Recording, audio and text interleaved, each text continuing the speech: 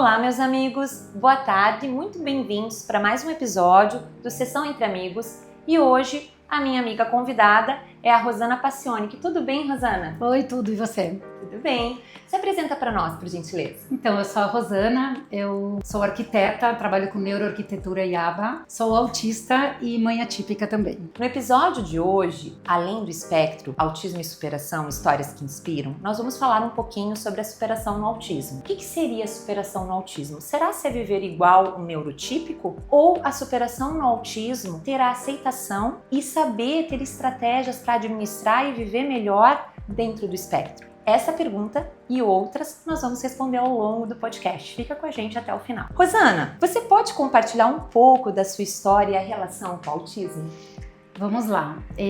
Eu tive meus primeiros sinais logo na infância, diria que no berço. Já tive o choro contínuo, bati a cabeça na grade do berço sem parar. Tudo que era fora de rotina já me estressava bastante. Minha mãe conta muito desses momentos, inclusive quando a minha filha mais velha nasceu, que teve as mesmas características, ela falava, ó, tá aí, ó, tudo que eu vivi, agora você tem ali, vai ter que se virar. Ela me ajudou, claro, com tudo, mas assim, foi como me ver de novo. Uma outra forma, né? Como eu também tinha já, desde muito cedo, o diagnóstico de dislexia, lá com 6 anos, 7 anos, meus pais escolheram falar da dislexia e deixar o autismo um pouco de lado, guardado, porque eu fui taxada como incapaz, fui taxada de débil mental, enfim, muitas coisas, porque eu era realmente uma criança bem comprometida. Não falei até os 6 anos de idade, não formei frases até os 10 anos, fazia aquele rodapiar o dia inteiro em mim mesma, batia a cabeça na parede, depois, enfim, tive assim, sinais bem severos no início. Mas eu tive a superdotação ali como uma dupla excepcionalidade, que acho que é o que me permite estar hoje aqui falando da forma que eu tô falando, que muita gente fala pra mim, mas como que você fala tão bem? Tem a dislexia ali? Opa, ninguém conhece meus bastidores. A aprendizagem pra mim sempre foi um desafio. Esses dias eu tava lembrando que o último laudo feito de uma neuropsicóloga, eu tinha 26 anos, então veja como ainda minha mãe naquela idade tava lá correndo atrás. Então assim, sempre foi desafiador. E aí eu acabei tendo 3 filhas, das quais as 3 são neurodivergentes, 2 no autismo, uma na superdotação, tem a dislexia e a superdotação associada nas 3. Então a minha relação com o autismo é a vida inteira. Então, para contar um pouquinho aqui para os ouvintes também, eu também tenho uma experiência com autismo. Eu tenho um filho, o Leonardo, que hoje ele tem 12 anos. O diagnóstico dele, ele tem um autismo nível 2, moderado, e ele tem 2 comorbidades juntos. Ele tem o TDAH misto e ele tem a deficiência intelectual também. Quando a gente descobriu o diagnóstico dele, na época, ele tinha 1 ano e 11 meses. Então, foi precoce, foi bom nesse sentido, né? Então, o diagnóstico precoce é bem importante. Só que na época, eu lembro que o pai do Léo, ele foi desafiador, era descoberta ali do diagnóstico cedo, porque cedo, né, a gente não sabe ainda o que vai acontecer, e esse foi um dos questionamentos do Rafa, assim, Vanessa, como é que vai ser o futuro do Léo? E daí eu lembro que eu olhei pra ele e falei assim, Rafa, não tem como a gente saber como que vai ser o futuro do Léo, não tem como a gente prever, não tem como a gente controlar, mas eu tenho 2 certezas. A primeira é que eu vou amar o Leonardo, independentemente de diagnóstico, e a segunda é que eu vou fazer tudo o que tiver no meu alcance pra estimular, pra fazer com que ele aprenda e pra dar esse amor junto com a estimulação, porque eu sei que isso é o que eu posso fazer. Esse é o segredo. Eu acho que se minha mãe, digo meus pais, mas sempre é a mãe que tá lá estudando junto. Eu lembro de tardes inteiras tentando aprender uma tabuada, que pela dislexia nunca consegui. Tardes inteiras ali me ajudando. Seletividade alimentar é algo que me acompanha até hoje. Então eu acho que assim, quando você tem diagnóstico precoce, e mesmo que não seja tão precoce quanto o do Léo, mas que seja ali na primeira infância ou até a adolescência, é só correr, porque tudo bem, a gente não sabe o que vai ser do futuro. A gente não sabe, tanto com a DI quanto sem a DI, porque tem muito autista sem DI que tem uma dependência muito grande também, mas a gente tem que focar no desenvolvimento. Nós pais temos que focar no desenvolvimento, deixar o futuro para depois. E exatamente, trabalhar o momento. Trabalhar o momento, a estimulação daquele momento, naquele momento do desenvolvimento. Se pensar muito lá na frente... E vai gerar crise de ansiedade. E assim, até para compartilhar com os ouvintes, hoje o Leonardo tá com 12 anos, ele tá alfabetizado, ele toca bateria. Então, assim, é muito legal ver toda essa trajetória. Com certeza. E uma questão da DI que as pessoas, acho que por falta de conhecimento não sabem, a gente tem 4 níveis de DI. E se você tem uma criança que você precocemente pega a deficiência intelectual num nível muito alto, estimulando e fazendo tudo necessário, ele vai varrendo e chegando até. A gente tem relatos de DI que chega quase a uma intelecto normal, normal, né? Então, os pais que têm crianças com esse diagnóstico têm direito a se apavorar, têm direito a ficar achando, né, você deve ter passado por isso e agora o que vai ser, mas foquem no desenvolvimento, porque é possível. A gente tem relatos disso, né? Exatamente, exatamente. Rosana, qual foi o seu maior desafio e como você lidou com ele? Meu maior desafio foi trazer o autismo para o mundo. E eu fiz isso há 2 anos atrás.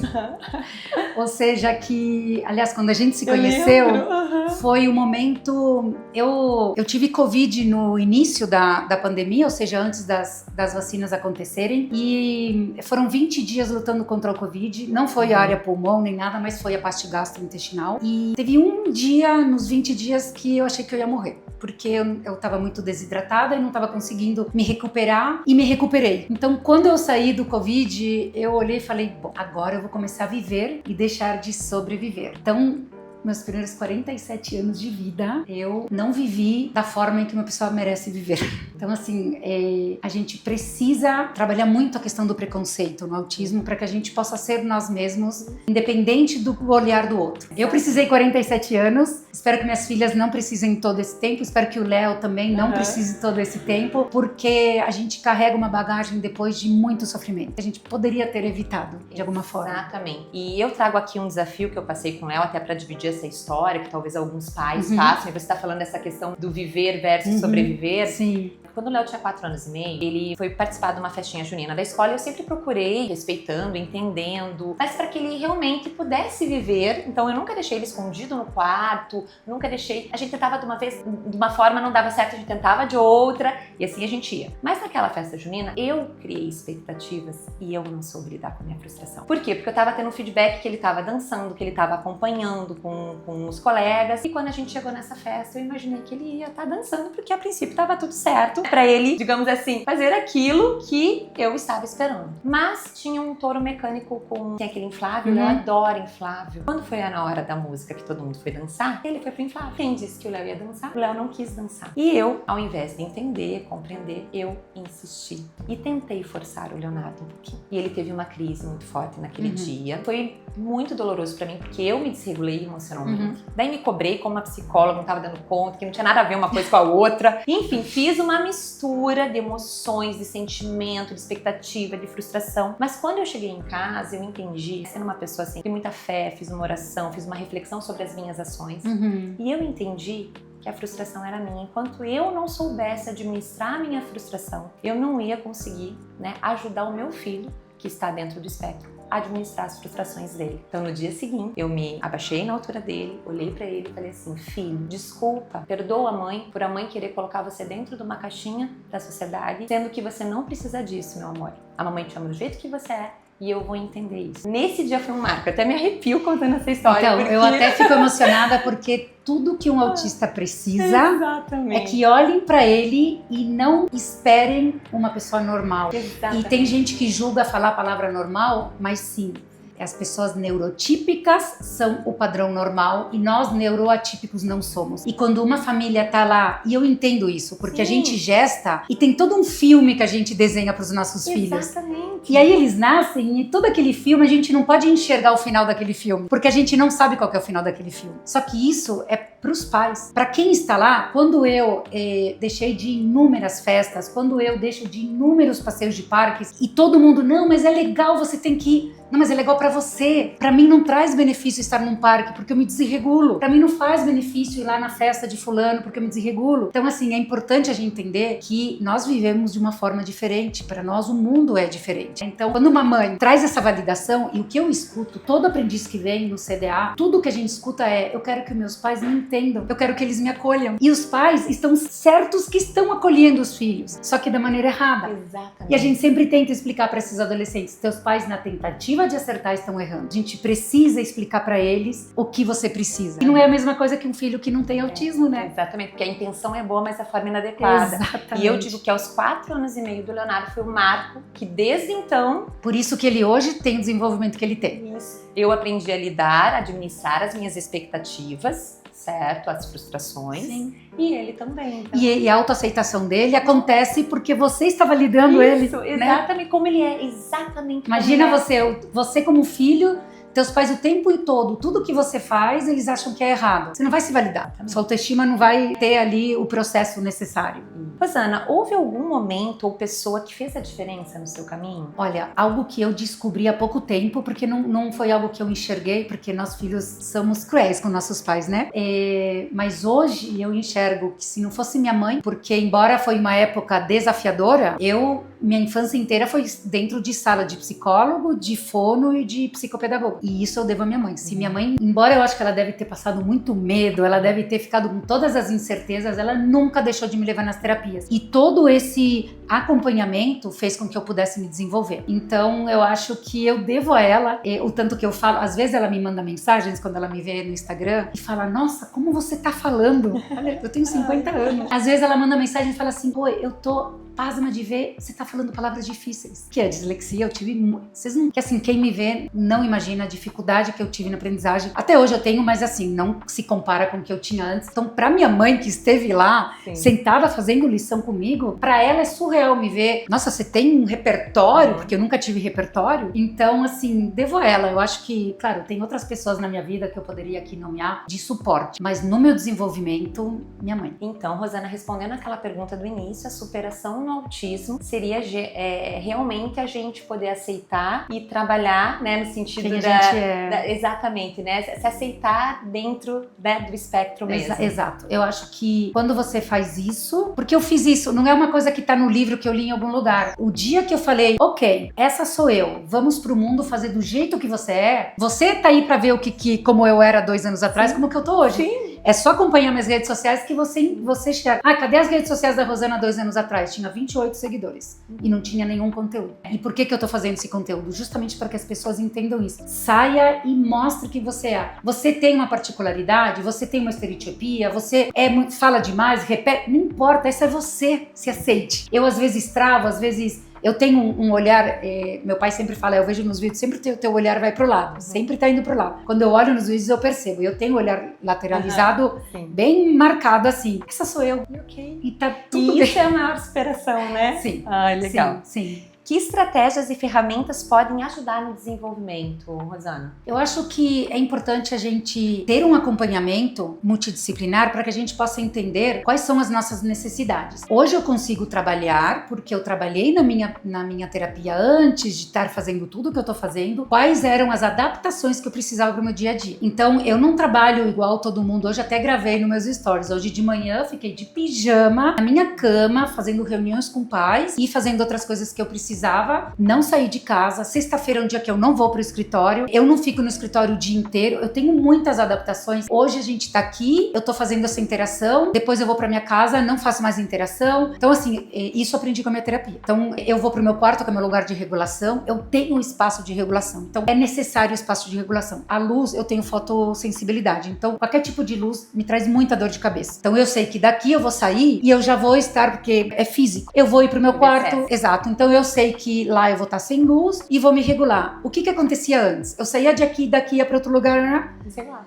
Daqui a 3, 4 dias eu tava totalmente disfuncional, não conseguia dar continuidade no trabalho, entrava em burnout, entrava em depressão, me achava incapaz de conseguir fazer... E era uma montanha russa de coisas. Sim. Então é fundamental você entender como que você é no sensorial. Então eu sei que eu tenho a fotossensibilidade, eu tenho questões de alimentação, porque eu tenho a seletividade alimentar, eu não processo direito o sinal da fome, então eu tive que aprender a comer sem fome, porque a fome não me avisa que eu tô com fome. Então eu já tive vários momentos de ter de pressão cair, de sentir fraqueza e tal, daí eu fui aprendendo. Então assim, são pequenas nuances que é como se a gente tivesse um raio-x de tudo que nos causa o autismo e as comorbidades em volta, e aí a gente vira funcional, por incrível que pareça. É o conjunto do autoconhecimento com a psicoeducação. Exato. Né? E o suporte necessário. Sim, tem coisas que eu preciso que pessoas façam por mim, e tá tudo certo. E o papel da sociedade na inclusão e aceitação? Rosana, como você vê? Tá com um projeto que é o Edutea, né? Então, o Edutea é um seminário que a gente está, agora para mês que vem, a gente está promovendo. E justamente ele é para conscientizar a área da clínica, da família e da escola, para que a gente possa fazer esse tripé funcionar melhor. Hoje eu vejo a sociedade aberta, mas o excesso de informação está banalizando um pouco o assunto. Perfeito. Então o Edutea ele veio como uma ferramenta para quê? Para trazer embasamento científico e para falar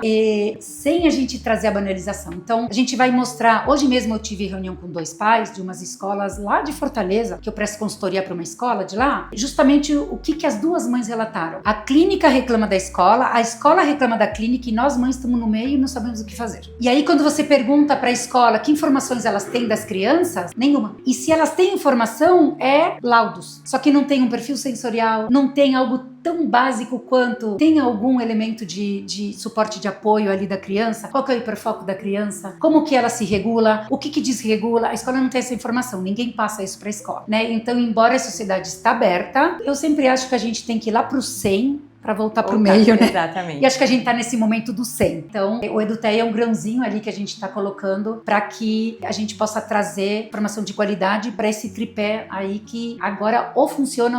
Porque as escolas e as clínicas são lotadas, né? Isso, a gente sabe disso. E eu quero deixar uma mensagem, se você é autista, pai, mãe, profissional, entender que cada pessoa é única, cada autista, né? Vamos dizer assim, cada pessoa dentro do espectro, ela é única, sim, mas que todas, desde que busquem esse autoconhecimento, essa psicoeducação também, de entender um pouquinho o que é, nós podemos ter essa superação. Com certeza. Você gostaria de deixar uma mensagem para os ouvintes que podem estar passando por esse desafio? Sim, eu queria falar tanto para os pais quanto para os profissionais da educação ou da saúde que o autismo que está nos livros, ele nos traz muita informação, mas ele ainda está muito longe do autismo real, principalmente quando a gente fala do autismo feminino, porque tudo que a gente tem hoje de informação é baseado no autismo masculino. Então, às vezes vocês podem olhar para pessoas como eu e pensar assim, cadê o autismo nela? Então, tenham esse acolhimento, porque a frase que eu sempre uso é que eu sou plena por fora, mas cheia de desafios por dentro. E talvez você tenha um aluno, um filho ou um paciente que também seja pleno por fora e cheio de desafios por dentro. Como o objetivo do podcast é trazer soluções de vida, eu vou trazer aqui agora algumas soluções para quem está passando, né, por esse desafio também, que é exercitar a calma, a paciência, que eu sei que muitas vezes não é fácil, mas viu uma situação, tenta respirar, tenta exercitar mesmo, ter esta calma, identificar os gatilhos. Identificar os gatilhos é fundamental, é muito importante. Evita crises, né? Evita crise, exatamente. Ou faz você entender, né,